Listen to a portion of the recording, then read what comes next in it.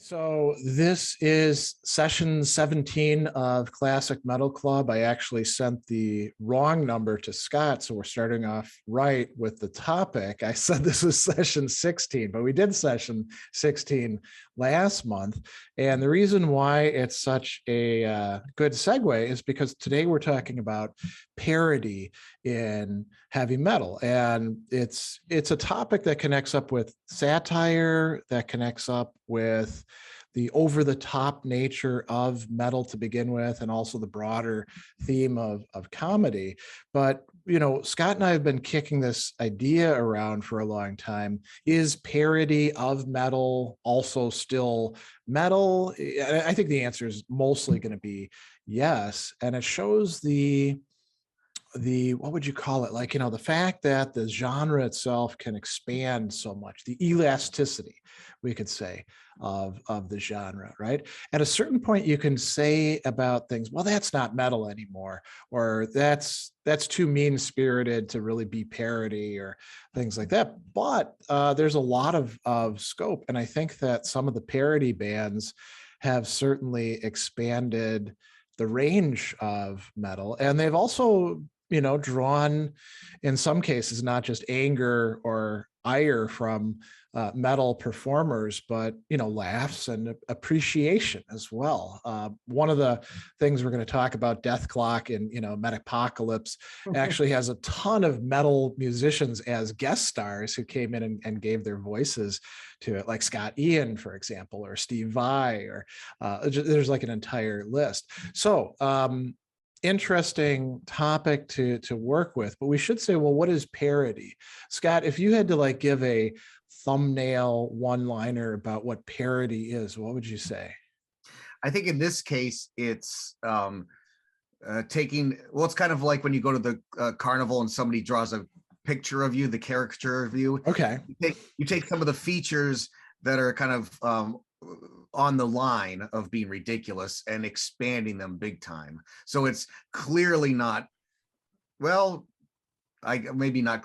So you just take the stuff and make it ridiculous. You push it into the ridiculous. Okay. And the ridiculous means the laughable, what we can make fun of, what, you know, and people can be making fun of somebody else, or they can be making fun of themselves. Yeah, parody, I was thinking about this before we started. You can't just like have some guy standing up and saying, man, you suck. That's not parody, right? No. That's just criticism.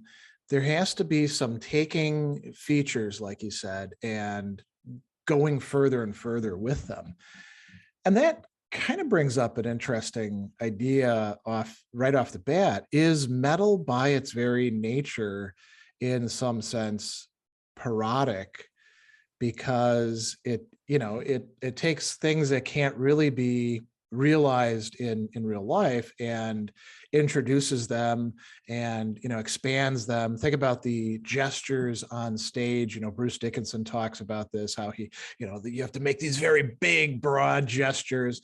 It's not quite parody at that point, but it's certainly over the top, right? I'm wearing this, you know, Motley Crue Shout at the Devil thing, where you know, they've got this clear look of hairspray and makeup and leather and all that stuff, and you can tell that they weren't all that committed to it, because almost immediately after that comes the next album where they don't look like that at all. You know? So, well, you know, were they engaging in kind of parody at the time? Oh, go ahead. Oh, so I was going to say, at the beginning of all of this, I don't think they're engaged in parody. So as far as the gestures, when we went to Arena Rock, the idea was to give the people in the back row their money's worth. Yeah. So if you're going to stand in one place and just kind of play to the first 10 rows, but you know, when you got the VHS, right, and it's got close-ups of these people doing this stuff where they're trying to reach, you know, the 10,000 people in the back or whatever. Yeah, it makes sense that they adapted the show with the pyrotechnics and then the outfits. Well, you know, look at Kiss. I remember as a young metal lover in high school saying, I can't buy those clothes anywhere. These are, you know, these are superhuman people. Like, they're not, you know, now the big disappointment is like people that are playing metal look like they just came out of a bar with, you know, J. Crew clothes on, and it's not really that mystique. So I don't think, you know, it's easy to look back on it if you weren't there and go, well, that's just ridiculous. Yeah, But yeah. I think at the time, you know, Arena Rock trying to reach, well, a lot of them, you know, were more than 10,000, 20,000 people selling out nights. There wasn't Twitter. You know, all we had was the posters on our wall, and these people were bigger than life, not wearing the jeans that our moms would buy us, right? Yeah, So, yeah. I mean, we didn't have. I mean, there were music videos in the 70s, and then MTV comes in '81. yep. But you know, that was so curated, you didn't have much access. We had, you know, magazines like, you know, where I was, we basically only had Hit Parader and Circus. We didn't have things like Kerrang, which would have been kind of nice to get our hands on. And that was it. That was the channels through which you would get exposure. So it was, in some respects, the music itself had to be doing most of the work, right? Yes. Yep. Absolutely. Yeah. And the music, I guess with the parody of that is taking, well, you know how like in the 80s, all the lyrics were kind of like, it's like slide it in and it has White Snake with the snake. And, you know, it's always like this kind of like 2 steps away from what they're trying to say. The innuendo, right? The innuendo, Yeah, that's yeah, what yeah. I'm looking for. And the parody is skipping the innuendo and just saying, you know, exactly what they're, you know, trying to be suave and saying. That would be the parody part of the non-visual, I think. Yeah, that makes sense. So there's a lot of parodic elements to metal, and then we actually do get metal parodies. You know, the big landmark would be, of course, Spinal Tap, and we're going to talk about that in a bit. But we can also talk about predecessors. You know, Frank Zappa and the Mothers of Invention. They're not metal, but they are heavy. And same with Cheech and Chong. You know, when they would have music on their albums, it was goofy songs, but Yes. it was pretty heavy stuff. You know, I'm forgetting the name of that one, but it has, you know, my mama talking to me, told me how I ought to live, and then it's got that heavy riff. Oh, earache, is that Earache in My Eye? Yeah, there you go. Yeah. So, you know, there's that stuff going on. I kind of think that you couldn't have had a Spinal Tap before the 80s, because metal is an identifiable genre, but it's kind of, it's confusing about what counts as metal. It was a little bit better defined in the 80s than in the 70s, and it was often used as a term of abuse or opprobrium. You know, that metal stuff is dying, you know, being replaced by punk or being replaced by disco or being, you know, and then you've got the metal artists still going on. And there were always discussions about, well, who's metal, who's not, is Kiss heavy metal, is AC/DC heavy metal. I remember a copy of Circus where like the headline was AC/DC, we're not a heavy metal band, so quit calling us that, right? But you know, it took a while before there could be enough traction, you could say, to really parody things, to make fun of things. You know, I mean, you could be making fun of Black Sabbath, say, in 1975, but I'm not sure that many people would be laughing as they would in 1983, you know? Right. Well, you know, funny about that with the Spinal Tap is I've seen a lot of interviews with Christopher Guest that he got the idea in 74, but he didn't talk about it. He said he was in a hotel lobby and this band showed up, and I don't know if he knew who the band was, but he protected their name. Okay. And they're trying to check in the bass, and the manager says to the bass player, "Where's your bass?" And he does it in a British accent, right? Yeah. And he goes, "I don't know." Well, where is it? Maybe it's at the airport. And so Christopher Guest said he just watched this back and forth of this bass player that had no idea where his bass was, and the manager getting like completely irate at him. And he said he remembered that years later. I mean, he always stuck with that story about, like, you know, the clueless British metal guy. Yeah. And I don't think anything, you know, it was about 10 years before the movie came out.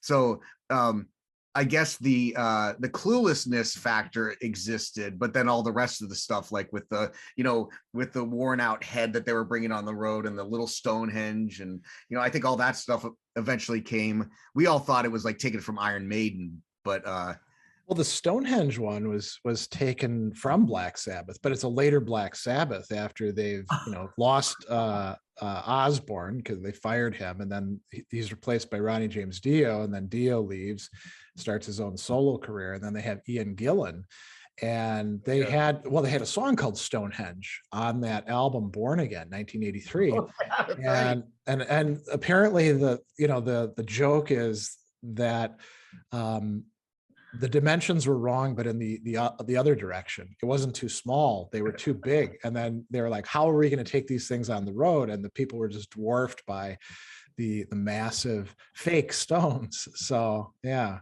You know, before we talk about Spinal Tap itself, there's a few other things that I wanted to throw out there. You know, if we think about, one of them is, if we think about the glam and makeup and stuff like that. So yeah, Kiss was already kind of parodic in what they're doing. It's not like they're like, you need to take this, you know, our personas seriously, right? There's Ace the Spaceman over there, and don't joke about him, you know, and then, you know, look at the demon, be scared, you know, or something like that. They're just coming out and they've got these personas.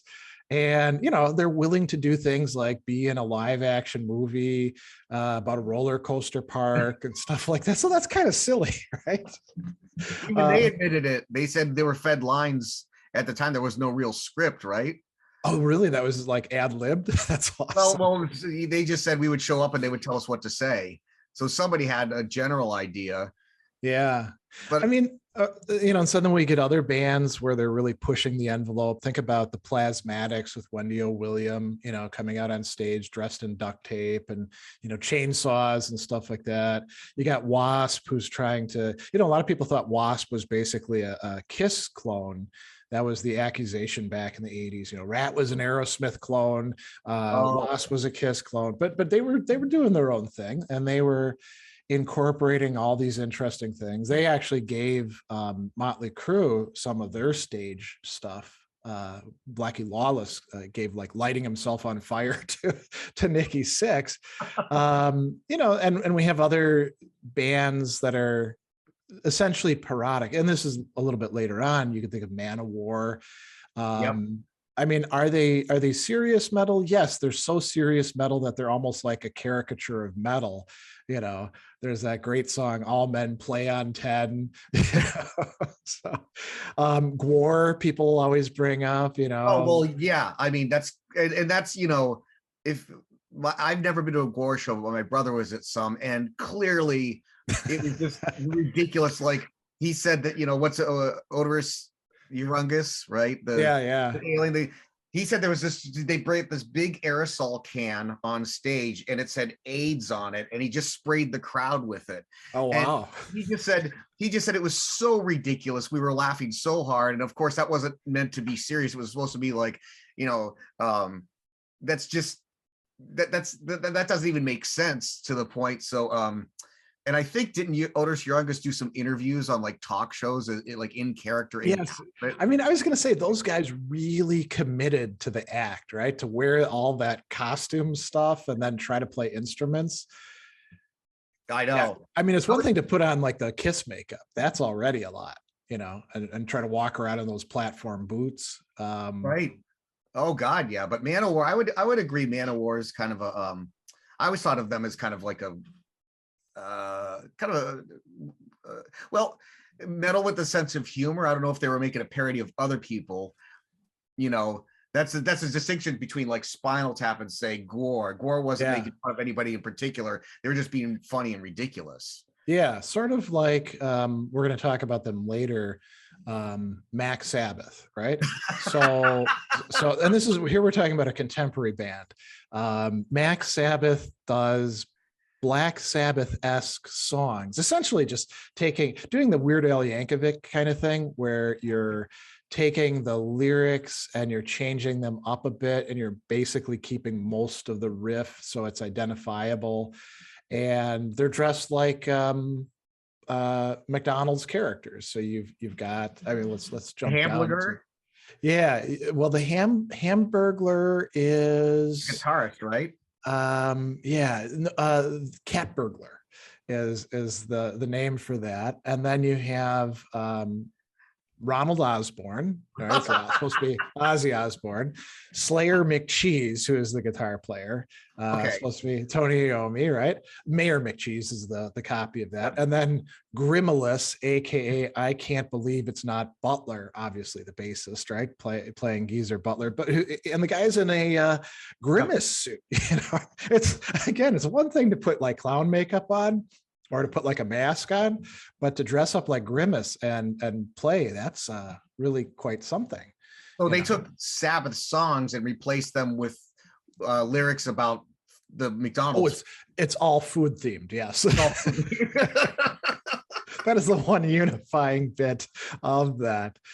So yeah, that's pretty crazy. But the Man-O-War thing. So are they deliberately being parodic in a way of the genre and pushing it further so that it becomes kind of ridiculous, or are they taking themselves seriously and then becoming funny as a result?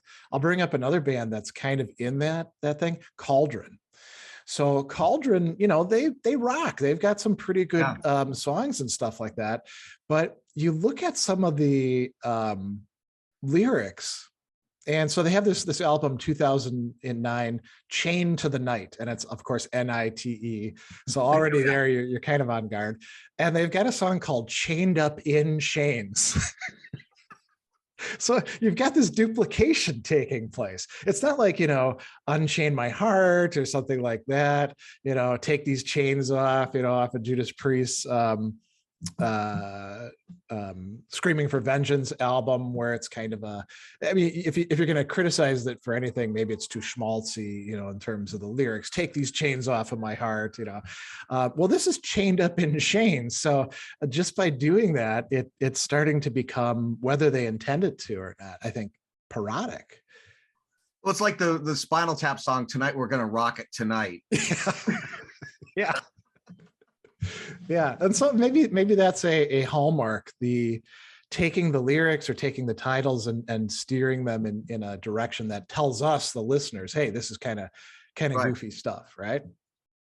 Yeah, exactly. I would say that like Man-O-War, to me they teeter on being serious, but maybe a little ridiculous. GWAR is certainly not. So GWAR is certainly out. Yeah. Be silly. And when my brother saw them, they just had all these antics that were just so ridiculous that they were funny because they didn't even make sense. It's like, who would do that, or who would think of that? It's like they're in a tour bus saying, "What?" It's like with the giant can of AIDS. That reminds me of the Sergeant D and the SOD, Stormtroopers of Death album, right? The stuff that they were singing even then was very, very politically incorrect, and it wasn't borderline offensive, it was deliberately offensive. And you could, so for example, Speak English or Die, right? There's a lot of ethnic stereotypes in there.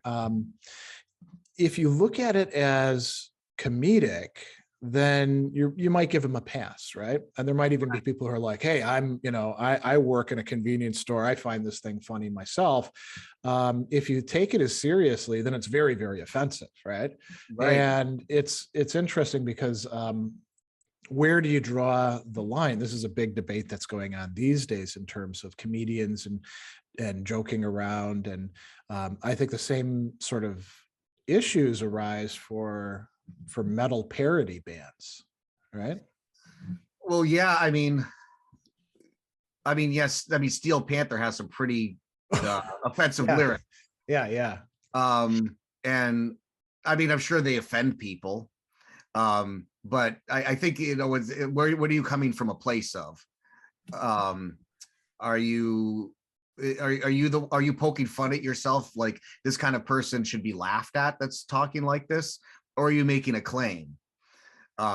you know, when you say this? Do you know, what's the ballad that, speaking of taking the innuendos out, Steel Panther has that ballad. It's just all about doing these, you know, pretty awful things to his date. Yeah, and like what he wants to do. So, I mean, we would hear that as, okay, we're supposed to be laughing at you for being such an idiot, or we're laughing at it because you've taken the innuendo out of metal. And so Yeah. now it's not like coy at all. It's just, this is what they actually mean to say half the time. Yeah. That's a good point. You know, could some of this stuff have existed these days? Well, I mean, some of it I think could. It depends on where it's going to be. Like, you know, you can create a YouTube video and do more or less anything that you want, especially if you keep yourself anonymous.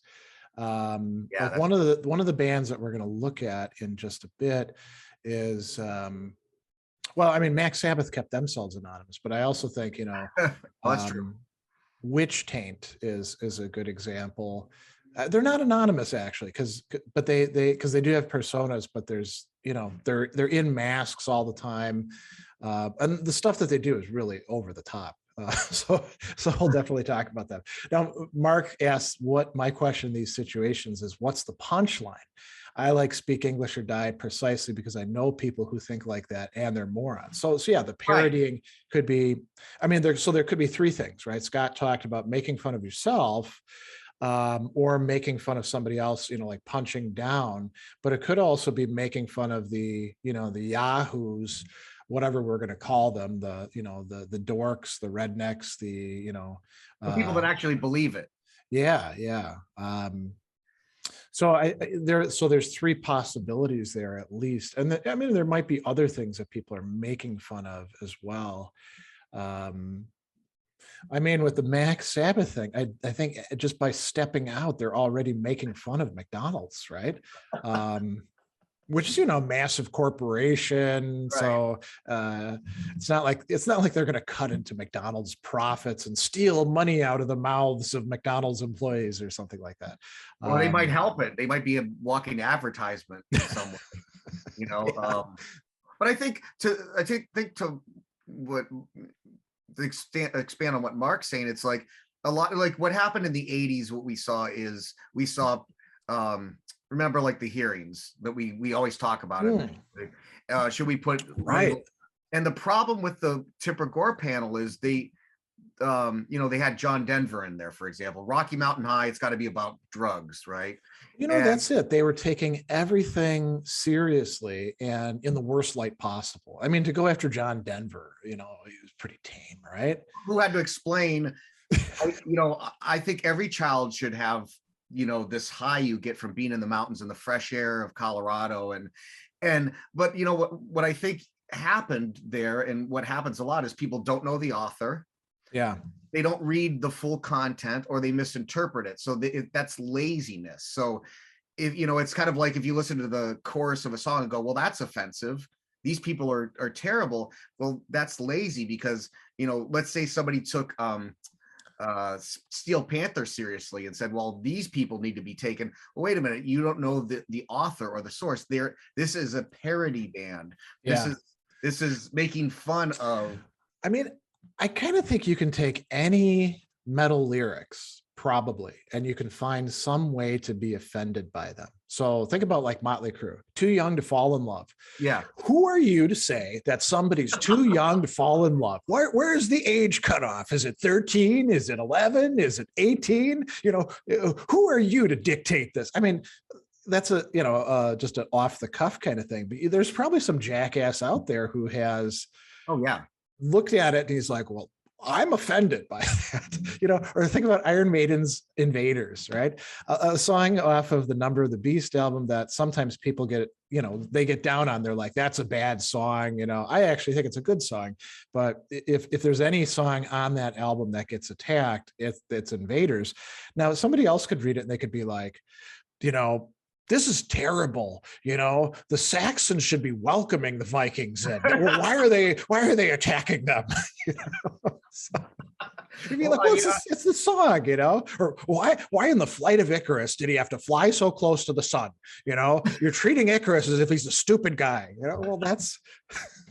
Well, you know, this is where we come with comedians, you know, just to step out of it. And we're seeing it in Instagram with visual art, where we're losing the, you know, not that we need to call, you know, all the lyrics art, but, you know, the expression of an artist to sing about whatever, and then to say, well, you know, this isn't going to be acceptable. Yeah. I guess it's always been that way. You know, when the Impressionists came out, they were shut up. So yeah, it's kind of, we're in a different stage of it now, I guess. And comedians are suffering, I guess. But yeah, I mean, it's you're right. I mean, you could really choose to be offended, and, you know, some people will, they have enough time on their hands to spend hours and hours a week to try to go after these people. Yeah, I mean, we could probably, I mean, that's a whole other topic that we could delve into a lot, but I do want to, Mark asks, how would you distinguish parody from satire? And I'm not sure that I would. It seems to me like they're both doing the same kind of thing. Maybe satire could be more fully developed. Like, you know, when we talk about, so a Spinal Tap is a satirical as well as parodic movie. And I mean, it's a big production, right? Well, but if we want to think about big productions, Metapocalypse, season after season goes much further than, say, Spinal Tap does. I think parody is involved, but maybe you have to have a certain amount of structure to have a satire.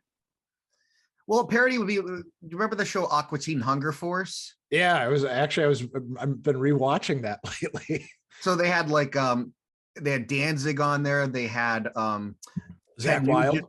Zach Wilde. Yeah. And each time Carl's involved in making fun of them. Yeah. You know, he's always making, like, you know, Carl's the fat slob that lives next door. And what happened when Ted Nugent shows up, he's like, oh, let me go get my cat scratch fever loincloth. And he comes back, and, you know, and then he just, you know, he shoots Carl with an arrow, and he's like, well, this is the best day of my life. I got shot by, you know, Ted Nugent. So, and and Danzig comes in and he wants his house because there's blood flowing on the walls. Yeah. So, I mean, that would be kind of a parody. They have a guest to make fun of themselves on there all the time. One of the best parts of that is when Shake is, he comes up with a ripoff of the Scorpions' Big City Nights that he calls Bruschetta Nights. So there's already like a double thing there, because bruschetta could be like red barchetta, right? Yeah. And he's brought up Rush before. And then Shake gets sued by the Scorpions. And he says, I'm going to go to court. And Frylock is like, you're not going to wear that, are you? And he's like, yeah, I am. And he's got the forks over his eyes from the Blackout album. Yeah. And yeah, that's just amazing. You know, there's what's the one where he's like, oh, I'm gonna go get my Screaming for Vengeance shirt, you know. Carl. Yeah, I mean, Carl's, there's a lot of name dropping of metal bands throughout the entire thing, and Carl talks about the shows that he's been to. And there's even one where there's like this imaginary metal land, and Carl tells this story about how he did this total badassery, you know, fighting off these 3 demons. And it turns out that the shirt itself, you're going to be the Gorn Lord, right? The shirt itself makes you like hallucinate and have these terrible dreams, and it's digging itself into like your skin, right, and ultimately into your brain. Yeah, and Shake ends up Shake is kind of a poser type for anybody who doesn't know, and he's trying to do it, but he doesn't have the badassery that Carl does, and so he winds up getting raped by a giant Cthulhu-like octopus. That's right. Now, coming back to the thing that Mark was saying, I've heard it said parody is making fun of something you like, a show of affection, while satire is making fun of something you don't like, so critique. I don't know. I mean, I think that some people maybe stipulate the difference between them that way, but I think you could have mean-spirited parody just as much as you could have, you know, loving satire. I don't know that the dividing line comes down that way. Well, it's interesting, you know, not sorry to interrupt, but Yeah, uh, no. my brother and I went to see Mystery Science Theater. If you've ever seen that, it's the guy gets shot into space Yeah. and he builds two robots and they just wisecrack over old terrible movies. And so my brother and I went to see them do it live a couple of years ago, and they did a Q&A after. Okay. And my brother asked, you know, you make fun of these movies and, you know, all this stuff. Do you like these movies? Do you like the movies from this era? And they were like, very much. They're like, you know, there's a certain thing. And they went on and on about the sentiment of the movies and all this stuff. And so they're clearly cracking or making fun of these movies or the characters or the writing. Yeah, yeah. But in the end, it's kind of like, well, we actually love this genre. Or, you know, it reminds me of something that was a sticking point in the relationship between me and my wife, who loves like a vast variety of music. I'm fortunate that she likes metal because we get to go to metal shows together. But her tastes are much more eclectic and Catholic than mine. And she would hear me, like, you know, I just kind of randomly will do things that are kind of parody of music.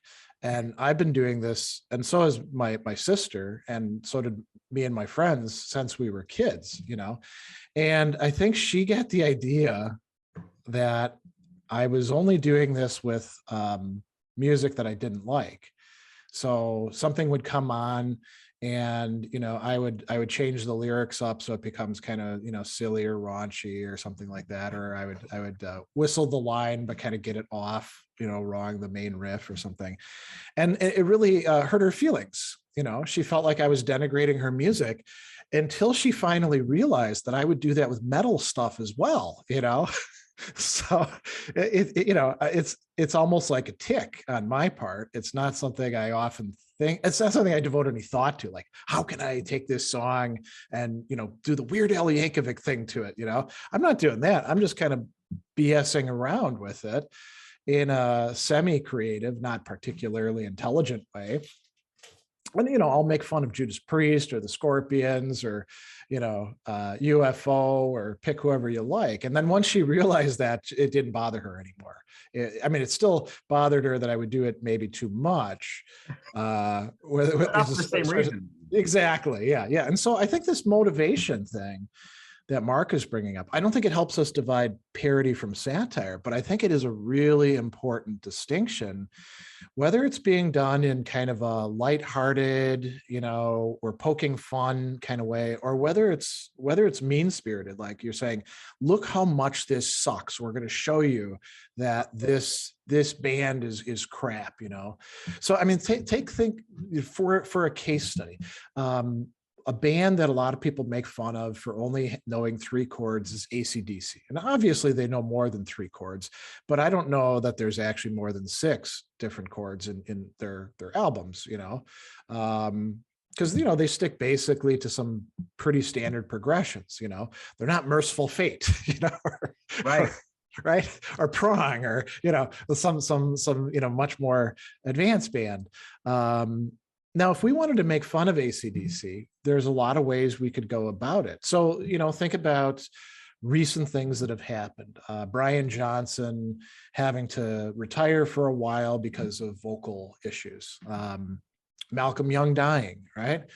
We could parody that in ways that are really, really mean-spirited. You know, like we could make up some cartoon in which Angus Young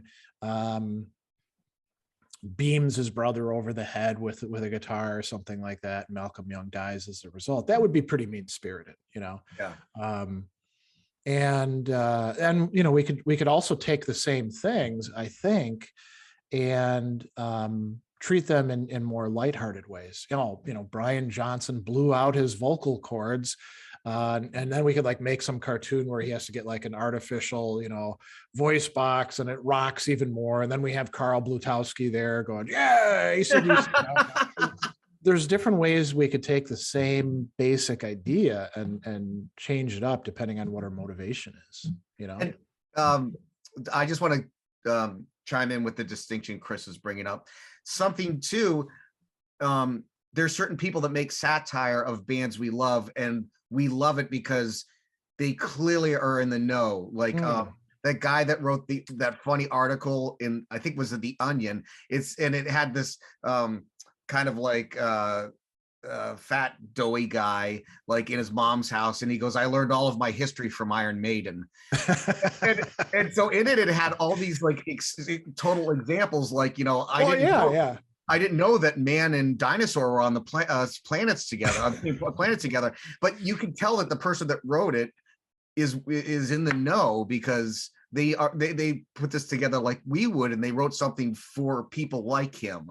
Yeah. You know, for us, so that we can laugh at. And I figure if we're laughing at it, somebody's in the know with us, and we know they're not making fun of the band we love, but it is kind of funny.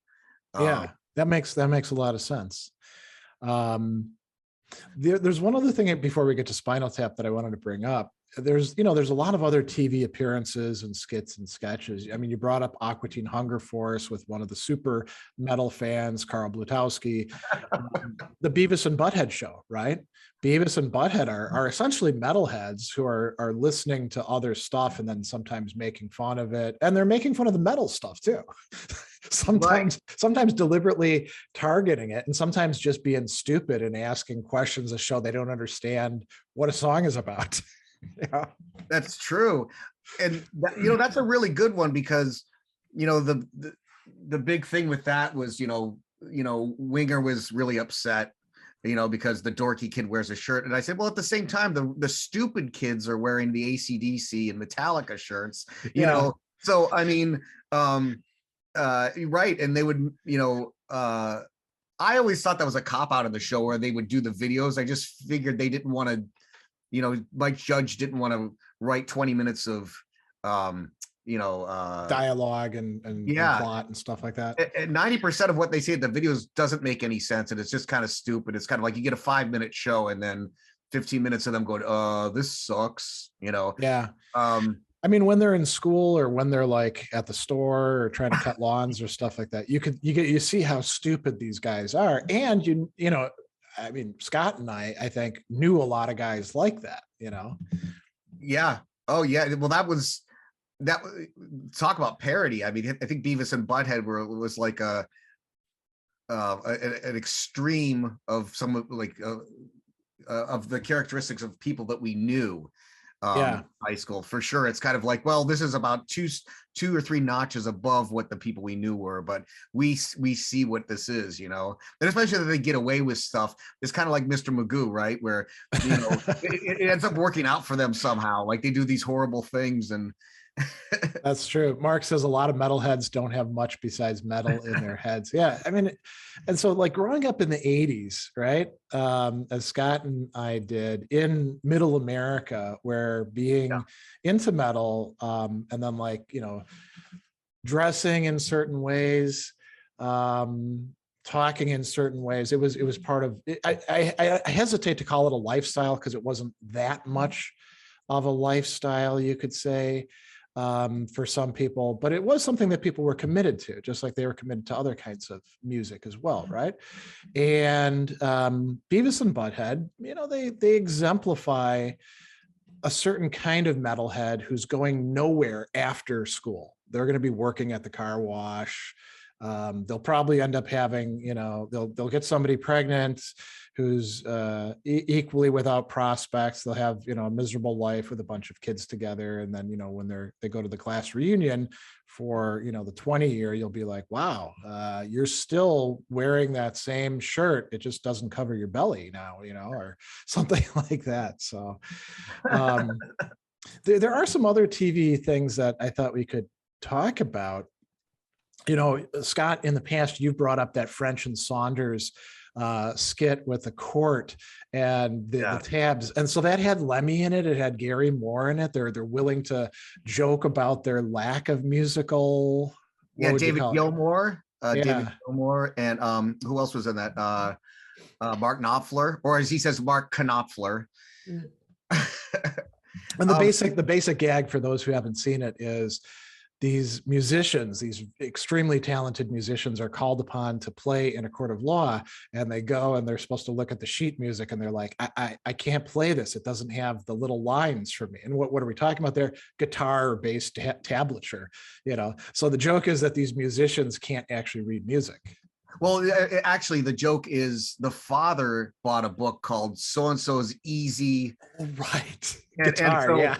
So he takes the writer of the book to court and says, look, even the original artist can't play what you wrote. And so I love it with Lemmy. They all come and play in their main riff, right? And they sound great. And then it's like, okay, now with the music. And you know, they're hesitant, you know. And it's like, I love Lemmy. He goes, well, I can't. Why? Well, it doesn't have the picture. You know, he wants to, all of a sudden they need the pictures of where to put their fingers. Right. Yeah. Now there's also an SNL skit called Kitty Metal, which has it makes up like a whole album. And there's a kid, and he's like, his mom is like, do you want to read a book or do you want to listen to your new album? And he's like, I'll listen to my new album.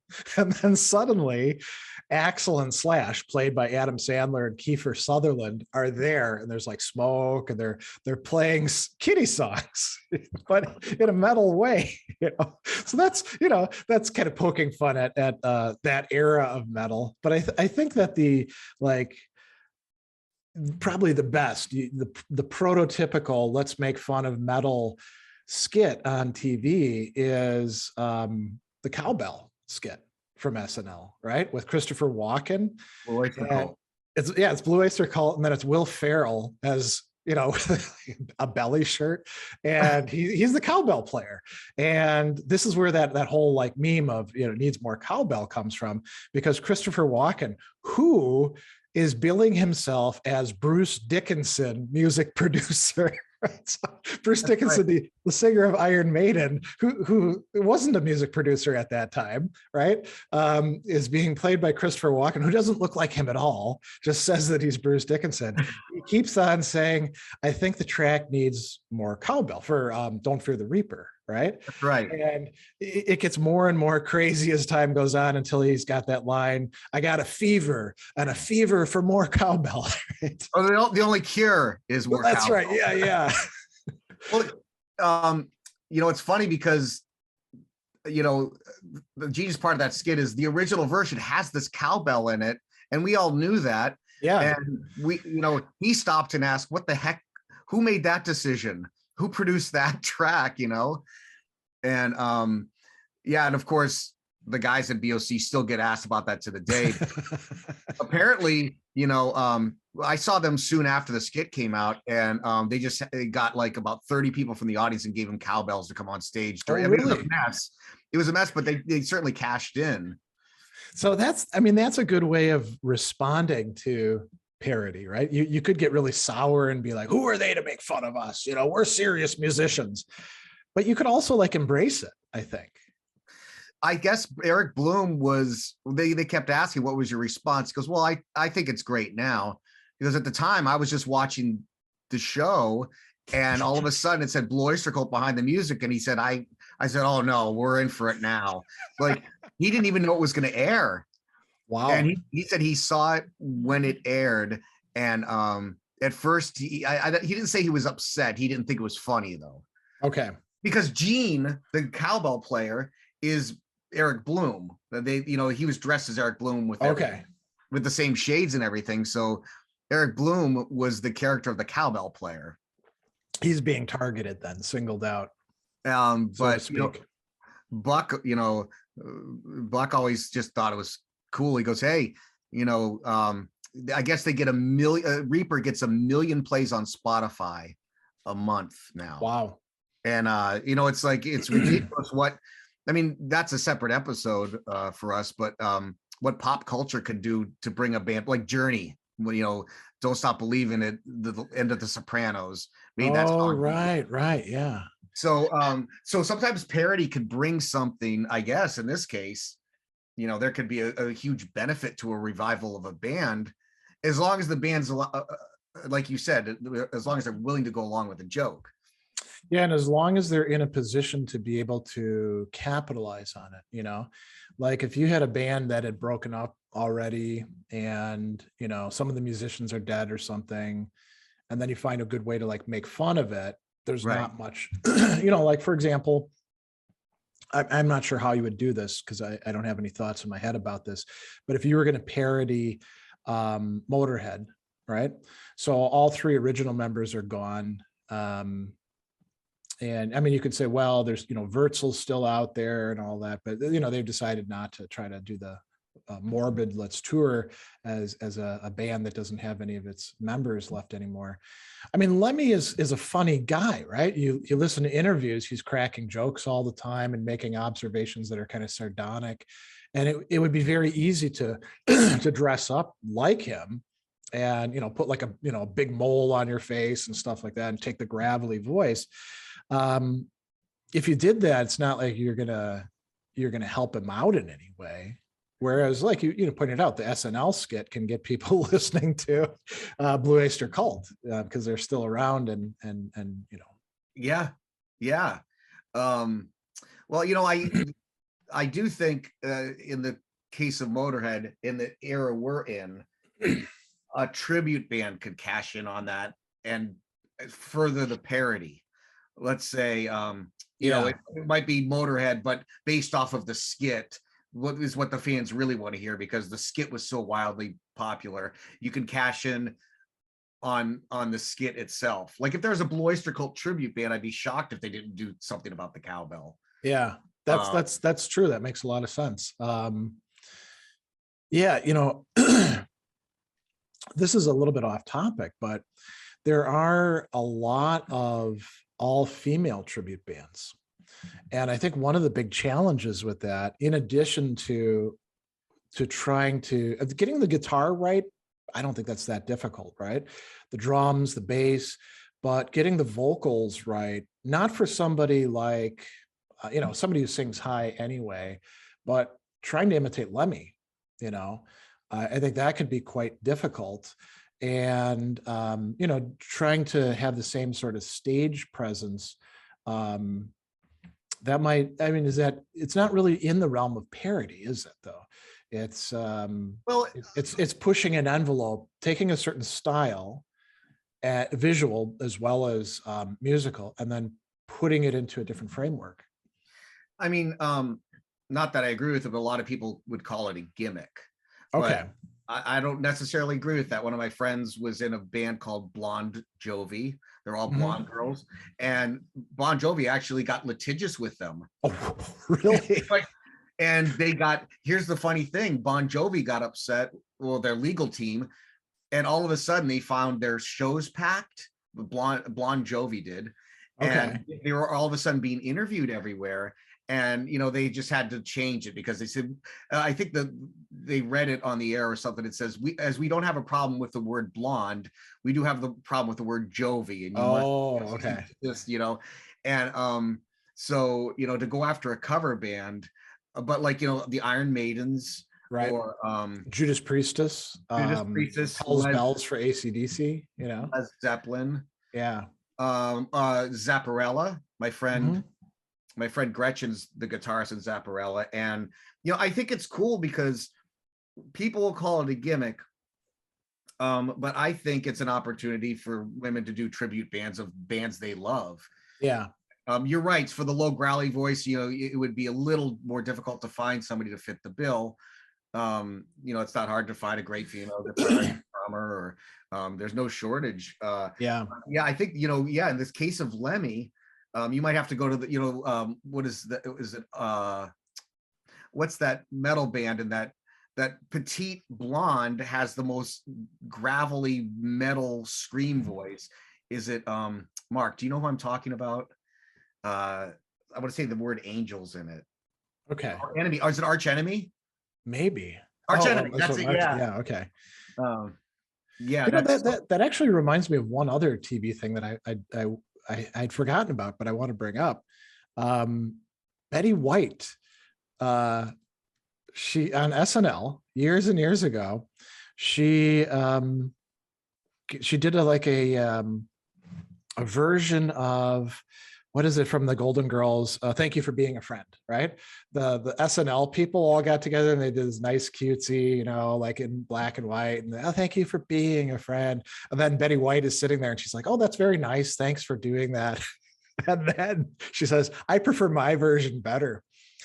She pulls out a black ski mask and she gets up and then she starts doing like a metal growling, you know, thank you for being a friend. And it gets very frenetic and people start punching each other and stuff like that.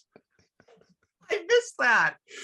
It's you could find it. I don't know if it's there. You can easily Google it. I don't know if it's actually on YouTube, but there's other ways to get to it. All right. Well, let's talk about the parody that really, I think, gets things going. Spinal Tap, right? Very well thought out. Like you said, Christopher Guest had been thinking about this for quite a while.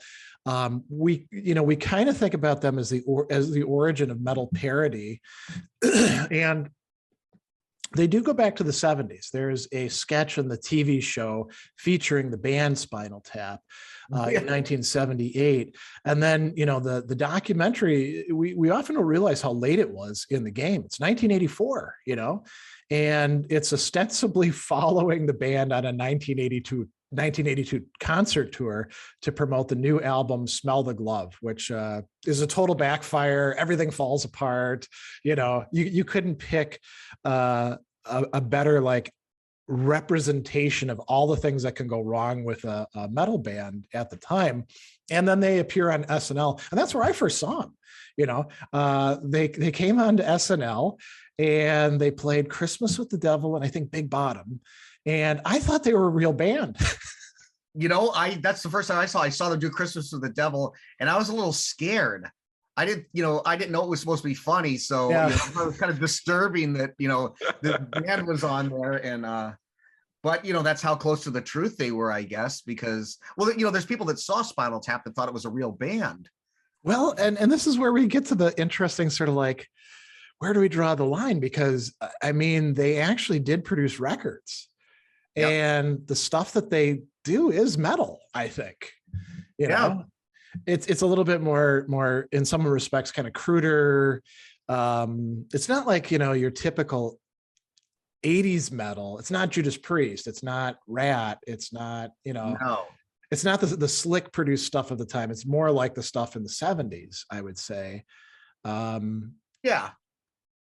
But I mean, they have an album, actually several albums. And then they did follow-up albums, Break Like the Wind in 1992, Back from the Dead. And they toured that. Yeah. They actually went on tour. They played here at a venue called Great Woods, which is a 10,000 seater. I didn't go but you know, they had all the antics on stage. They had, you know, and they put a DVD or a VHS out of that tour, which I have.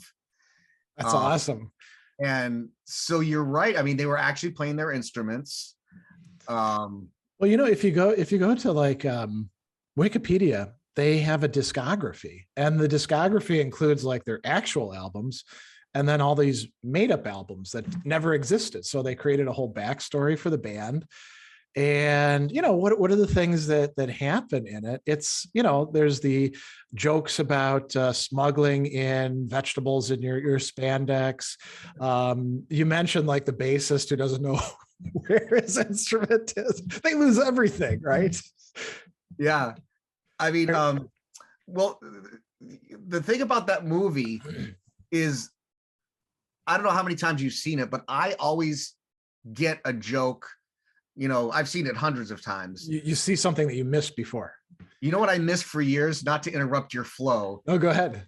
So remember in the lobby, Mark, I'm assuming you know the scene, and they bump into the guy that played Johnny Fever on WKRP. And so there's this super famous guy they bumped into, and they're like, you know, oh, hey, I'm Ian. I'm the manager of Spinal Tap. He's like, Liam? You know, it's like so this big mega star, it's like, I don't know, we're playing the Enormo Dome, and okay, well, I'd like to talk to you, but we're going to wait in the lobby for the limo. So then they leave, and David St. Humans is like, wanka. And they're like making fun of him. And here's the thing I missed. and it sounds silly. He goes, back in the festival of 1979, we had to apologize for his set with our set. When we came out on stage, they were still booing his set. Well, I mean, part of what that illustrates is the shifting in bands that was going on. You know, you've got these famous stories of like, so in the 1980s, Doc and Crocus toured together, and Doc and blew Crocus away, you know, and that was kind of like Crocus was going downhill after that. But there were earlier things like Kiss touring with Black Sabbath, and Black Sabbath being all strung out and Kiss being high energy at the time, and Kiss upstaging them. And then Kiss got upstaged by Van Halen. Yep. Right. And so you get a lot of these sort of like somebody's going up, somebody's going down things. What other elements? I mean, the girlfriend coming in and taking over management. I mean, on retrospect, you know, so it's natural to think, okay, Yoko and yes. John Lennon, but this was also the time that was happening with Sharon Osbourne and Ozzy Osbourne. Exactly. You know, exactly right. But we could also think in retrospect about Wolf Hoffman with Accept, who got his bandmates to sign over all their rights to him. Yes. His girlfriend was now wife was managing Accept at the time. That's why Wolf Hoffman can tour right now with nobody else from the band. Even Peter Baltes has gotten sick of him and can claim the Accept title, you know. Well, you know, you made me think last episode we were talking, we were talking about the Ozzy era of The Ultimate Sin, and how that was all Sharon's doing. But remember in Spinal Tap, oh God, why do I forget her name? Well, the girlfriend handed out like the Zodiac symbols that they're all going to dress as. Oh, right. Yeah. Yeah. Sharon Osbourne picked all the costumes for The Ultimate Sin, and they are just atrocious. Oh, yeah. That aspect, you know, well, you know, the hobnobbing, like at the party when it's like, you know, Bobby Fleckman, you guys don't talk so much. Let me do the talking, you know? And then, you know, oh, look, we just got word Kmart and Caldor refused to carry the album, you know, because of the cover. And, you know, them being confused. There's a fine line between clever and stupid. Yeah. I mean, the album issues. So a lot of people say that's a reference to the Scorpions' Virgin Killer, right? Yeah. Which you can't even find on Apple Music. It's like out of circulation, weirdly enough, right? The album yeah, most of the Scorpions discography from that early period is available. Lonesome Dove, Fly to the Rainbow, In Trance, what's the other one from the Lee John Roth era? I'm blanking on it. Well, Virgin Killer is the one that's not out there.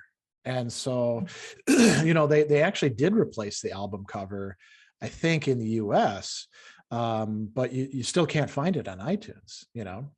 Oh, that's interesting. Yeah. I mean, what else? We mentioned the Stonehenge thing, you know, all the different things that go wrong on stage are being depicted there. The food backstage, like the catering, you know, yeah. You know, that's exactly what, you know, bands get. And, you know, him, you know, having his Nigel having his whole fit about, and who's in here? Nobody. And here's who's in here, the little guy. So it's a complete catastrophe. And, you know, he's like, hey, I don't want to ruin your performance. He's like, no, I'm a professional. I'll rise above it. You know, it's just kind of like the hissy fit over like nothing. It's just a stupid college. These people don't know how to treat royalty. You know, it's like the whole like kind of diva issue. And no, I'm going to overcome this. I'm going to do a good show. I mean, go ahead. Well, another thing that became a trope, and you know, it's not as if it didn't exist before, is being big in Japan. Like totally failing in the UK, in Europe, in America, Canada, but being big in Japan, you know. And then that's where they got their latest drummer, Joe Mama Besser. The drummer thing too. You're right. Didn't they had a drummer who blew up, I think? Spontaneously combusted. Right. There's just a little globby left on the seat, you know, and it's not very much well known that thousands of people spontaneously combust a year. but I mean, the album reviews, remember the album review scene? Oh, right. Yeah. Like they're swimming in a sea of sexual retardation. And Derek Smalls goes with this pipe, he goes, oh, that's a good one. That's a good one. Like, Yeah. Now they actually did research for this. For example, Rob Reiner, he talks about going to a Judas Priest show and he hated it. He absolutely hated, and he thought, look at these stupid people, and the band was too loud and stuff like that. But he did go to like do some research on what it was like to be in a metal show. Harry Shearer actually traveled with Saxon. I didn't know that. Yeah, now that's, and he traveled with Saxon at the right time. Saxon is still putting out great records and touring, but they're like Biff Byford, I think, is in his 70s. There's still some other original members in the band, and so they're not like engaging in rock and roll debauchery or anything like that. But circa 1982, 1983, who knows? Leather, right? That's yeah. Well, and Crusader too, I think, right? Yeah, yep. A Strong Arm of the Law was out by then as well. So they were riding pretty high. And, I think they were a fairly prototypical metal band, So it's not as if these guys just like watched a bunch of TV shows or videos and they're like, let's screw with these people. They actually did some research. Well, not only that, but since they're able to play rock and roll on their instruments, they've got some influence, and they've probably owned the records, and they've, maybe, and it's funny. I mean, they got the Beatles thing perfect with and then well, what was then listen to the Flower People. I mean, when they did their first stuff. I think that was kind of making fun of like. Yeah. I think that might have been making fun a little bit of like Uriah Heep and Deep Purple, whose early work it's not as edgy, it's not as metally, it's a little bit more. It's not quite flower power stuff, but it's And then what's like the Dirty Water Give Me Some Money. What's funny about Give Me Some Money is that's been used in a lot of movies. Really? Like it was in Don't Tell Mom the Babysitter's Dead, and it's okay. It's actually it sounds legitimate if you don't know. I mean, they did a fantastic job of that era, the guitar sound, the drum fill. Give me some perennial, yeah.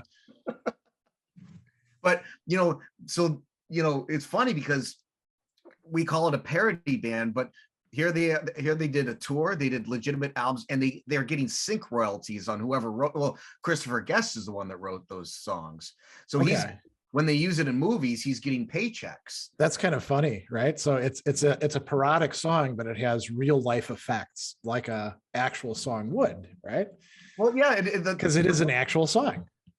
Yeah, it's an actual tune, and I'd be curious to see if. And I've watched movies and said to everybody, "Hey, this is from a joke band," Yeah. What do you mean? It's like, and the lyrics are always, pretty silly in some way. Hellhole and Big Bottom, Exactly. And well, at the end, we've all seen the interviews at the end when they're rolling the credits, and it's like, Derek Smalls has his pipe and Rob Reiner's like, so you working on new material? He goes, yeah, the new stuff is, really great. The old stuff we did was very, rubbish. The new stuff we're doing, like Sex Farm. And then Rob Reiner kind of like, they have this thing. It's like, it's about sex on a farm. No, it's a mature look at sex on a farm. The old stuff was rubbish. I think if I remember right, there was an actual video for that. Or it might have been for Hellhole. And it was at the very end of, it was like a bonus clip at the end of the VHS cassette. And it was an actual video. They did an actual music video. Yeah. But I love that. It's like our early stuff was rubbish. This is the real, that's kind of, a poke at like, these a lot of these metal bands, it's do they think this is so insightful and are they like so deep about their lyrics? But the end part with the interviews is hysterical. I mean, it's of course they're improv comedians, So they used to go on, do you see them on Rockline when they were in character? It was like 92, and they fielded calls and bam, quick. I mean, they're pretty amazing. But, but the characters themselves. So Spinal Tap has become a thing I mean, I wonder if what if that movie flopped? What would have happened in terms of parody stuff? I think probably there would still be some kinds of parody going on, but maybe it wouldn't have been as elaborate, and maybe comedians wouldn't have gotten into it. So this is a good segue into some of the other bands. For example, Witch Taint, which is a contemporary 2-person metal band. The members are Lance, the King of Black Metal, and Matthias Backwards. And they do actually have an album, Sons of Midwestern Darkness. They bill themselves as the most extreme Norwegian black metal band from Indiana of all time. And they've got some really great, I mean, you can find them on YouTube primarily. I mean, you could also buy the album if you wanted to, but watching the videos, I think, is integral to it. So they have Are You Ready To, in parentheses, black metal.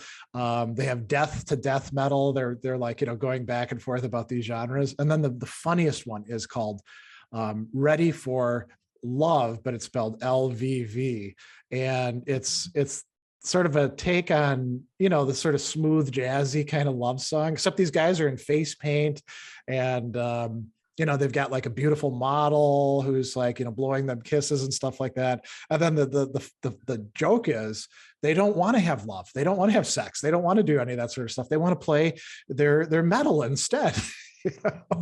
And it started out as Black Metal Dialogues, which became a 2-man stage show, and then it turned into a band.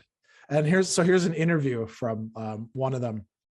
Once Phil and I started doing the live show, we gradually began adding more music. By the time we did the Wacken Festival in 2018, we noticed how confused at least half the crowd was when they saw 2 guys in corpse paint just reading from their laptops in a field in Germany. But whenever we'd play the 3 or 4 Witch Taint songs we'd add to the show, the place would go nuts. We did shows every day at Wacken, and I think after the second day, we decided we'd turn Witch Taint into an actual band and make an album and all that. And as I was watching their videos, I was thinking, these guys are like the black metal version of Insane Clown Posse, right? You got there you go. Yeah, right? They both sing. One of them plays the guitar. They have all these skits that they're doing before it, and they're not particularly good looking guys. One of them's kind of chubby, and they come up with all this funny stuff. So those are comedians, right? Now, would they exist without Spinal Tap? I don't know. Maybe Spinal Tap got things going, but 20 years later, well, more than 20 years later, right? Yeah. Bands can emerge out of comedy situations. Max Sabbath, is essentially a comedy band, and we talked about them a little bit before. And then what's the one, Jack Black's band? Oh, Tenacious D, right? Yeah. 2 comedians. It's coming out in part of I think Mr. Show. And really? Then they eventually get a movie that they do. They've got albums, and they get Dio in their video. Yeah, well, they have a lot of people who liked them in the metal scene. And it's to go back to Mark's thing about the spiritedness, right? They're not making fun of things to tear them down. It's in a way an homage, right? How do comedians do metal? Well, it's gotta be funny stuff, I guess, right? Yeah, and you never saw it as well. What's the one where actually Dio had Tenacious D in the video of Push. Okay. And so they're playing Heaven and Hell, but changing the words. And Dio walks down and puts money in the hat and says, "Now play some Tenacious D," and they're like, "Whoa, the king is here, it's Dio." Yeah. And then didn't they do a song about Dio? You're all done. Hand over the cape and the scepter too. They had this joke song about that. They were they were taking over from Dio. They were the inheritors, right? Yeah. Yeah. Yeah. And that's out of pure love, I think. I think you're right. And, when we talk about Steel Panther, we brought up before, it's also coming out of a similar kind of love for the music, because they start playing in LA on the Sunset Strip in the early 2000s, and they're first called Metal Shop, and then they're called Metal School, Skool. So this is before they're actually Steel Panther, and they would play on Monday nights at the Viper Room and then the Key Club, and they played covers. They were doing hair metal stuff, so Motley Crue and Rat and Dokken and stuff like that. And then they had an EP in 2003 called Whole Patrol, where they do that sort of stuff. And then they start getting some television things. They're in a Discover Card advertisement as Danger Kitty. They're on the Drew Carey show as themselves. And then at the Gene Simmons roast, Metal School played some original songs as well as covers of Kiss songs. And then in 2008, they changed their name. They become Steel Panther, and they released Feel the Steel. There's a Behind the Music Steel Panther in 2009, which was an iTunes podcast, and it was a fake behind the music story about this crazy band, right? So it wasn't a real, it was VH1 who did Behind the Music, I think, right? Yes. So this is not VH1 doing it. This is them having somebody else do it. And then they become a touring band, and they've got, I mean, you think about the names of the albums: Balls Out, All You Can Eat, Lower the Bar. Lower the Bar is a good one. Yeah. Heavy Metal Rules is 2019. And they've gone through a lot of people, but their current lineup is, Michael Starr, Satchel, Styx, Zadina, and Ricky Thrash. So those are some cool names. This is another part of Parody, I guess, is having stage names, Yeah. Well, the thing about Steel Panther, though, there's two things I want to point out. Each of them are from legitimate LA metal bands. That's right. Yeah. And that's the first thing. And the second thing that I don't get, which surprises me, all my metalhead friends, like including the musicians that are metal guitar players or metal drummers, are so into this band, they always buy a ticket to see them when they're in town.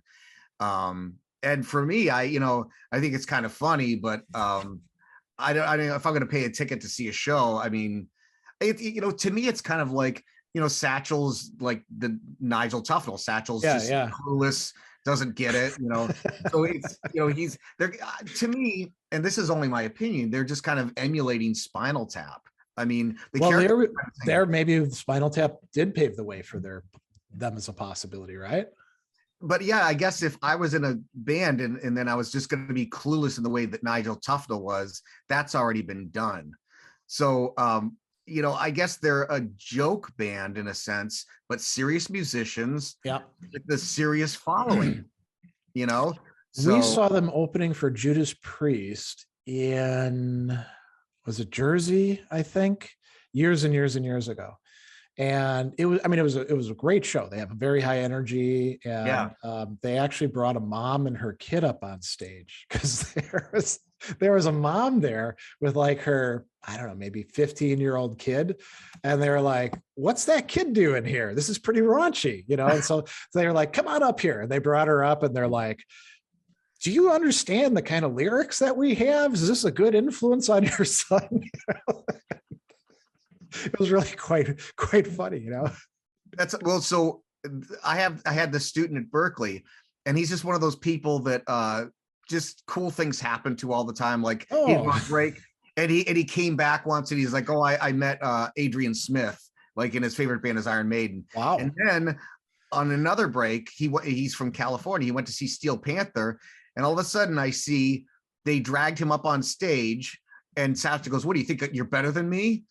And my student was laughing. He goes, "Well, fine, take my guitar. What do you want to play?" He goes, "You guys know the Trooper?" He goes, "Yeah." So Satchel sits there and like stares at my student while the band plays the Trooper. And so like my student got to play like a tune with Steel Panther. So I thought that was great. And of course, he's a huge Steel Panther fan and a huge Maiden fan. And he came back. He's like, "I got to play with Steel Panther." So it's something else. Mark has a good question here. Do you think the parody of these bands would be less effective if they didn't have music chops to back it up? Would it come across as less sincere, more gimmicky? I think that's a perfect question for you, Scott, because I'm an amateur musician at best. You're a professional musician, and we both we both know these bands. But what do you think? If Steel Panther couldn't play their instruments as well, could their comedy be as effective? Well, Spinal Tap, they can't really play their instruments that well. They can play it good enough. So Spinal Tap, yeah, but they play it good enough, and to play the tunes, to write the tunes. Mm-hmm. So I don't think you have to be on the level of Steel Panther. I think you need the content.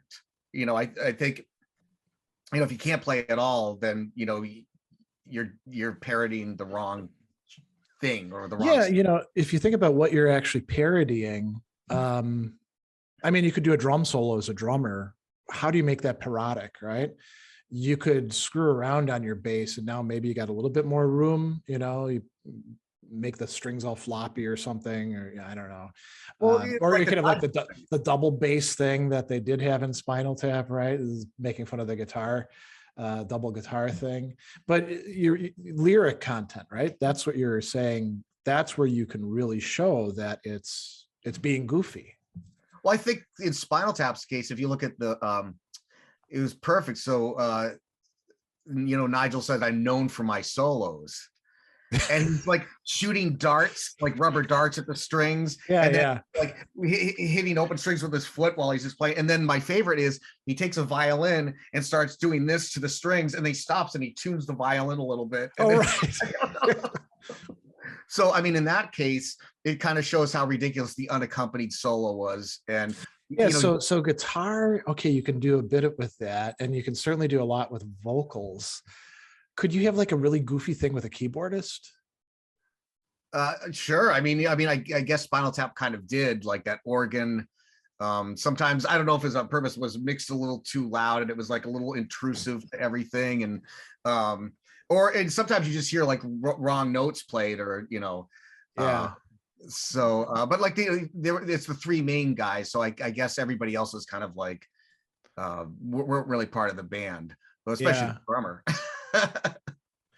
So a couple other bands that come to mind in terms of like doing really parodic, satirical kind of stuff that have good chops. There's this band, Man-O-War of Steel, obviously making fun of Man-O-War, taking the Man-O-War thing a little bit further.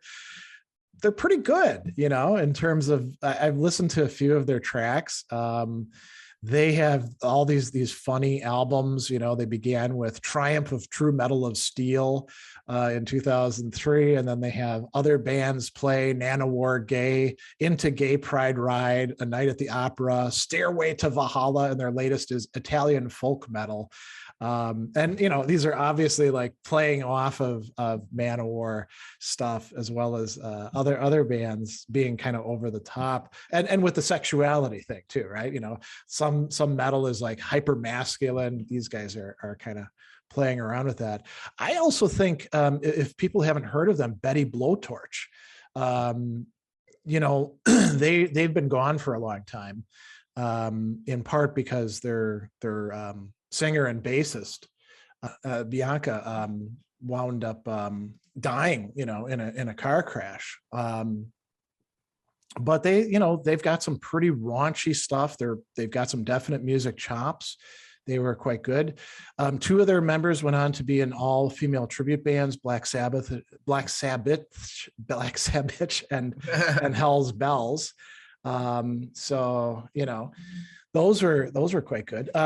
Mark Smith says Man-O-War is rich for parody. They legit have songs that make me cringe. Yeah, and we were talking about this earlier, right?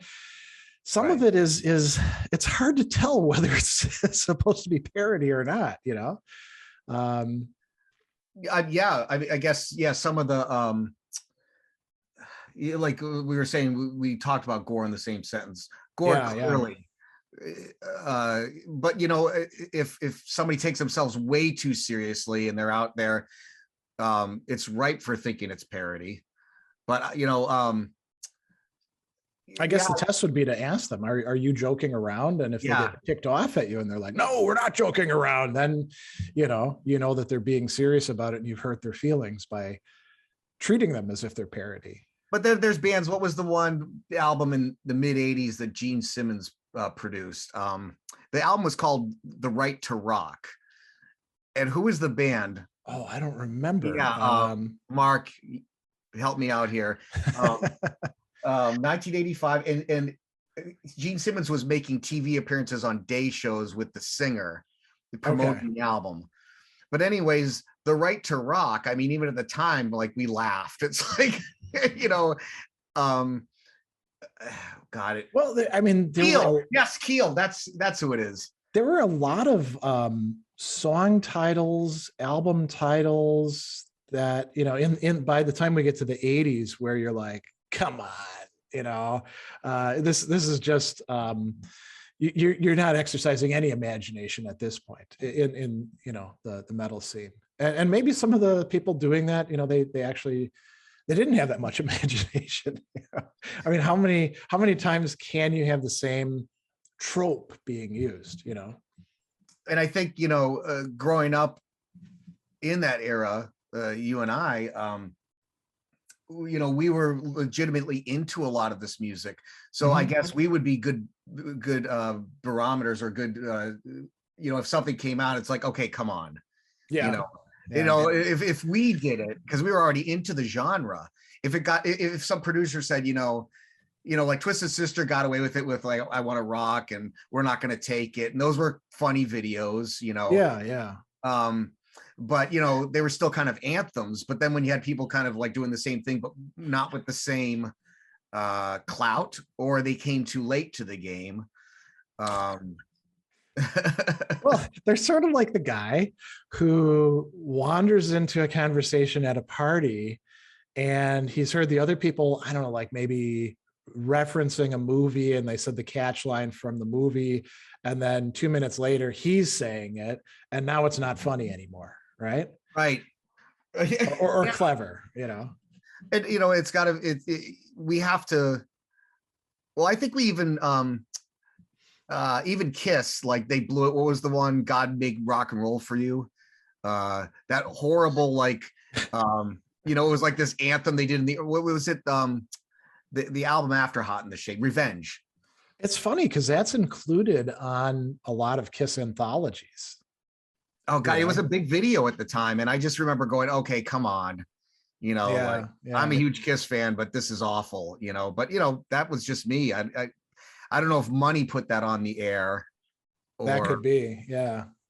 Another band that's kind of interesting, and I've listened to a bit of their stuff. I don't know if you've listened to them at all, is Alestorm. And they are a pirate metal band. And one of the things we could ask about pirate metal is this all parody to begin with, or should this be looked at as serious? Because, I mean, how can you be a pirate in the present day? I mean, I know there's a pirate political party out there in some Scandinavian countries. We actually had a pirate candidate here in Milwaukee a long time ago. But it's, are you really a pirate these days?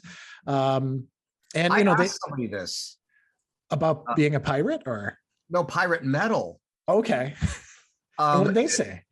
Well, I said, is this a joke? The pirate metal, of course, this was a while ago, and they said no, it's a genre. It's a legitimate genre. Well, and Mark brings up Running Wild, and so Running Wild is sort of the progenitor of it, because they have Under Jolly Roger, and this is pretty old, 1987, right? And when they were asked about that, people said, did you intend to create a pirate metal album? And they're like, no, it just kind of fit the themes and it turned out that way. And then from that point, we kept on pirating on. So it is a genre. And so this person felt that it's like a serious genre. These are people who are creating legitimate pirate songs. Right. Well, yeah, I mean, I guess it's like there's legitimate pirate bands, I guess. Yeah. And I didn't know it seems to be a genre. It is a genre, yeah. It includes like sea shanties and sometimes having like a concertina playing and things like that. Yeah. The Dictators. Oh my gosh, going back there. Yeah. Um, I mean, Mark points this out, subgenre proliferation in contemporary metal is kind of nuts. And that lends itself to, so we're, I'm doing, folk, death, we'll add in a couple more qualifiers, metal. At a certain point, you got to be like, what are you doing? How is this tiny little micro niche? What is going on here? And they're I'm finding that a lot of these people are self-titling their genre. So here's some from Mark. Nintendo Core. I have no idea what Nintendo Core is, and Scott, you've told me before about math metal. Porno Grind, I don't know that one either. Nintendo Core, there was a thing in the early 90s, even a lot of my students who were like doing their projects or whatever, they would do covers of Nintendo games, like really? The Nintendo we played, and they would play it on guitar, and they would play it on guitar, and then that became a thing, and then now Nintendo Core led to a lot of guitarists wanting to make guitar music for video games now, but it's very stiff on the beat playing. It sounds like a computer. Like there's no, I don't mean this derogatory. There's no real soul in the playing. It's designed to play like the old Nintendo 64. Yeah. And so it could be heavy and loud, but just not really rock in my sense. But like, it's a subgenre, but I mean, I've heard like 3-sentence definite, like, what do you consider that, you just showed me this. What do you consider it? I would consider it, prog maybe. Okay. Well, yeah, maybe there's a broad sense in which like prog could be the category that a lot of these things like math rock could fit under. Although, I mean, there is something that we could call like classic prog metal, I mean, obviously Rush and, yes. Yeah. Well, and there were some key prog bands coming out in the 80s that would fit in with that. I mean, and some bands did prog phases. I mean, you could say Somewhere in Time is kind of a proggy album, right? Compared to others. Yeah, I mean, they had their there's a lot of like long guitar sections in that one, which I like Loneliness of the Long Distance Runner. Yeah. But Iron Maiden's a really interesting one, because I remember when Spinal Tap came out, I had my Live After Death VHS, like we I'm sure all of us did, right? That are metalheads. And I would have it running at my house all the time, and my friends would come over and just shake their head, go, "These guys remind me of Spinal Tap," and I get really mad at them, I get really mad. Yeah.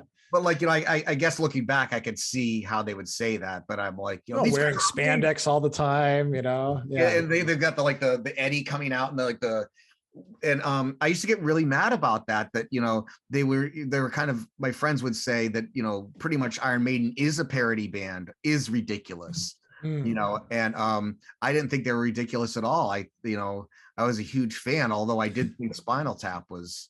Yeah.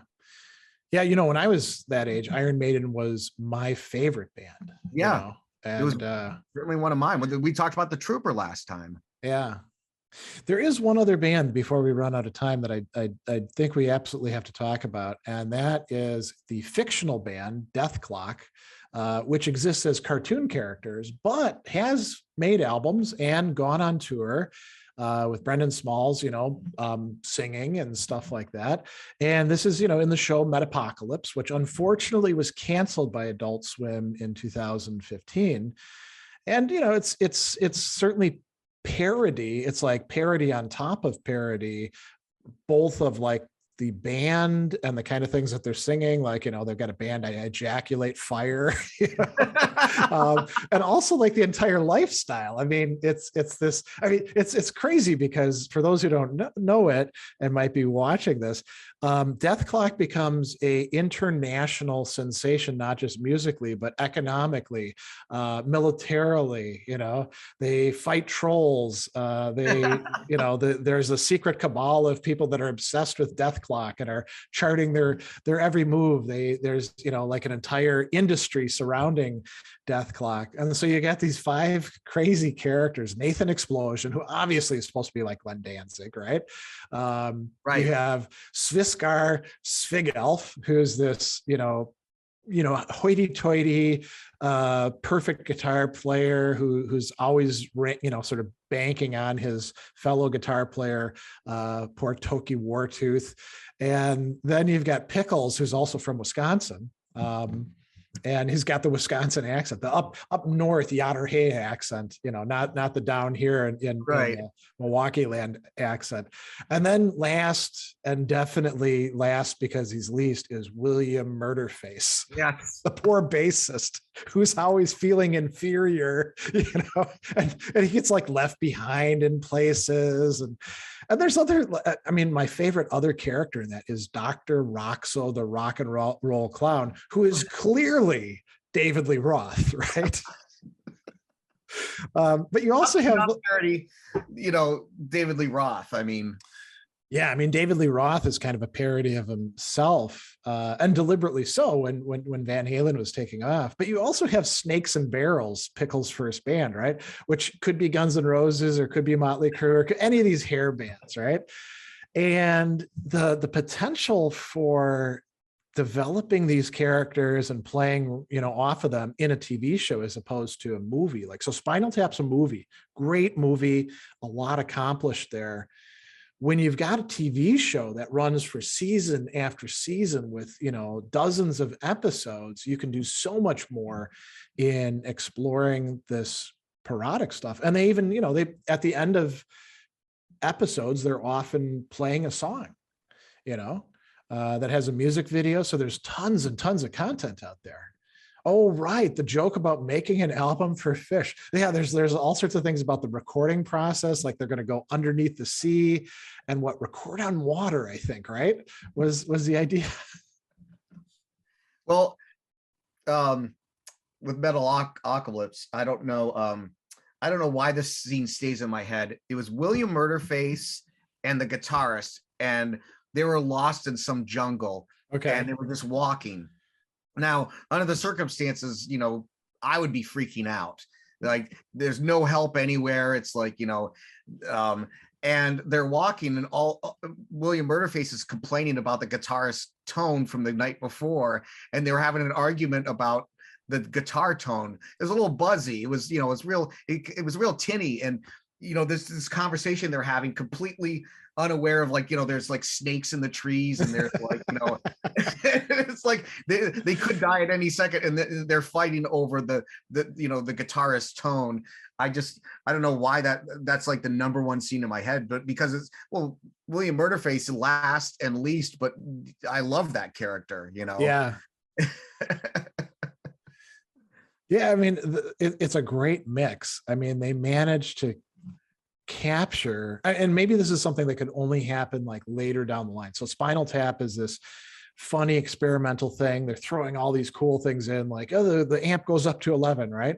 And all these things that we remember. But in a way, they hadn't gotten the formula completely down. By the time that you've got Metapocalypse and people pitching these things, decades have passed, so they can do it in a more methodical way. Well, so it could become a series, episode after episode. Well, I don't think you could have done that either in the 80s. How would you have gotten? Yeah, you would have had to have gotten like one of the main TV networks to sign off on it. Maybe it could have happened in the BBC. Right. But I don't think it could have happened in our ABC, NBC, CBS. Right. I don't even think Fox would have been willing to do that. They were willing to have, musicians appear on shows like Anthrax show up on Married with Children, the way that Motorhead had on the Young Ones. So maybe the BBC would have green lighted something like that. But I can't see American stuff doing it. And MTV and VH1 could have done stuff like that, but they would be making fun of their own people. So maybe they'd view that as undercutting themselves. So, Mark brings up Adult Swim has been important to metal parody. Yeah, I mean, Adult Swim.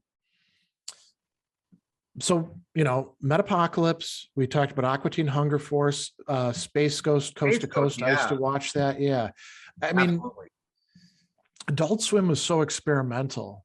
There's a lot of shows on it that are not particularly great, but they appeal to somebody, right? And they tried so many interesting things out. Maybe it took something like that. Mr. Pickles. Oh, Mr. Pickles is another metal-based one. Mr. Pickles, if people haven't seen it, is about a satanic dog who may in fact be the devil himself, named Mr. Pickles. And he's named Mr. Pickles because his treat is, when he's a good dog, Timmy will give him a pickle, which he enjoys. On an unusual dog. And Grandpa in the family has figured out that Mr. Pickles is evil. And he's always, talking about that. Mr. Pickles gets into all sorts of adventures, and he runs into other evildoers, and he usually does them in. Sometimes turning them into gimp slaves, sometimes just disemboweling them, and the cutest thing about it is Mr. Pickles loves his boy, who's totally clueless. Right, exactly. So Mr. Pickles begins with a growling metal song, that's the theme song. You need that. Yeah. So yeah, maybe Adult Swim has been the best home for this. I mean, we mentioned some of these other bands, like Tenacious D or, like Max Sabbath or Witch Taint. There's certainly a metal ecology out there that allows for these sorts of new growths to take place. There's enough support for it. One last thing I think that you just made me think of, MTV did accept a parody show, but at an interesting time. Beavis and Butthead came in the early 90s, right? When they wanted to bring the new brand of grunge in and get rid of what they became. We never said the word hair metal. MTV coined that phrase to make fun of it.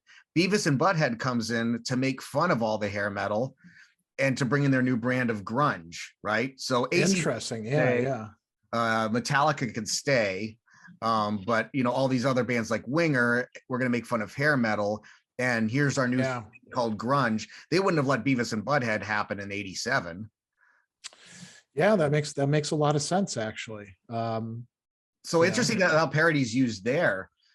I would say as a marketing tech, I mean, you've got pretty high end marketing people there. I mean, they're not just spitballing over there. I mean, the grunge movement came in, and that's what we might even generate a new conspiracy theory here. Well, it's not. I don't even think it's. I mean, I think it's. Is it attested that that MTV actually do we know about any this stuff from memos or interviews or stuff like that? Well, I think this timing speaks for itself, because they would never accept a show in '87 that made fun of the videos and having these two guys that everybody thought was cool. And the animation was crappy. Remember, we were getting into movies like Clerks, which were we were getting into, everything's reactionary. So we could call the 1980s Baroque, a very ornamented, very, and then we were going to grunge, where everybody wore Doc Martens. There was one style, Doc Martens and plaid. And, I think the quality of the cartoon would have never been accepted in the 80s. And of course, MTV would say, we're not making fun of the artists we're playing, but they do want to, I mean, it just. That's right. Yeah. I think you're right.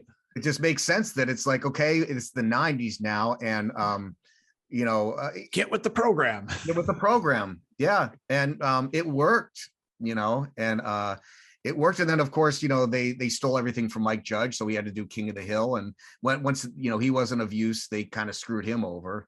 Oh, did they? Yeah. He doesn't have the rights to Beavis and Butthead. He doesn't make a dime from it. Wow. So that's why he started King of the Hill. Okay. And that didn't appear on MTV. So Yeah. But it's interesting. I think the parody there, you know, here's these dumb kids, but you know, everybody was like, yeah, down with Winger because the dork is wearing the hair metal shirt, and you know, down with this. And I mean, that's what happened, I think it was by design, or I think it was the timing for it, at least. Maybe it wasn't. So there's two possibilities. One is it's by design. The other is it's part of like the zeitgeist, and it just art imitates life, we say, right? But it was it worked as a good advertising. Yeah. You know, it brought the mindset of the kids in, which were us, you know. Yeah. But yeah. Well, this is a good place, I think, to wrap up. We covered a lot of ground in terms of parodic metal elements. There's a lot of great metal that is parody. I do want to mention one thing that Scott and I had talked about, because we did a little research on this. You know, one of the kings of parody music is Weird Al Yankovic. And so I thought, well, did he do any, like, you know, parodic metal songs? And the answer is no.